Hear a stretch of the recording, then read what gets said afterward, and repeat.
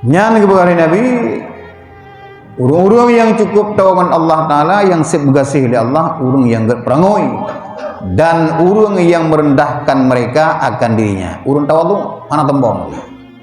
Jadi urang yang merendahkan diri, urang tawadhu. Lawan tawadhu, sombong. Si benci Allah Ta'ala ke urang-urang yang sombong. Mulai pun pegat Nabi Adam sampai kiamat dunia tengah, urang yang sombong pasti hancur. Hana cinta selamat. Wadai kena mati, urang yang pasti hancur. Mandu kebupak Allah Ta'ala. Kecuali ganya segala mati sempat taubat. Firaun kibang sombong hancur. Namrud kibang sombong hancur. Qarun kibang sombong hancur. Sadat sombong tetap. Si Firaun kerap sempat ditaubat dengan kesombongannya. Ija iblis batu raw. Firaun itu iblis panangan hari. Ro iblis ikut mak Firaun. Kibang kedui long, ruilah. Lagi itu aja mau, nak duri long, duri lah. Begitu, nak duri bahasa banduan. Iblis.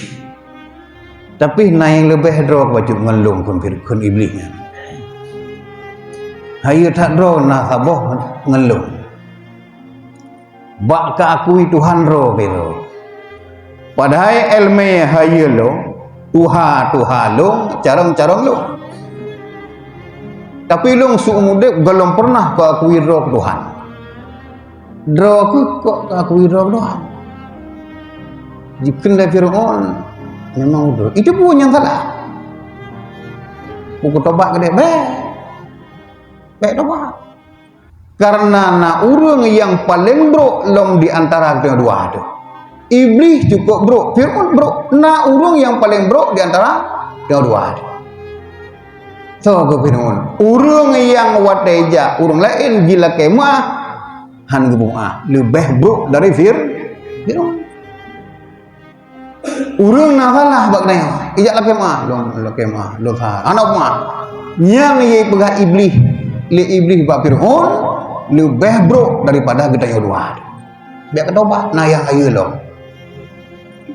Yang gejib nyonatro urang ya tu, seberapa pun icah urang yang gedanya, salah je bak neo tekedi jak la kemah mai oh kalau mah ben uprah le sampai parah gedenya udah tu Firaun gara-gara pegahnya iblis anja dia tobat Firaun jadi narjana itu gua nyanduk bro urang yang tun maah go Rasulullah nama goloi la kemah kalau mah nyanduk akhlak Rasulullah. Tambah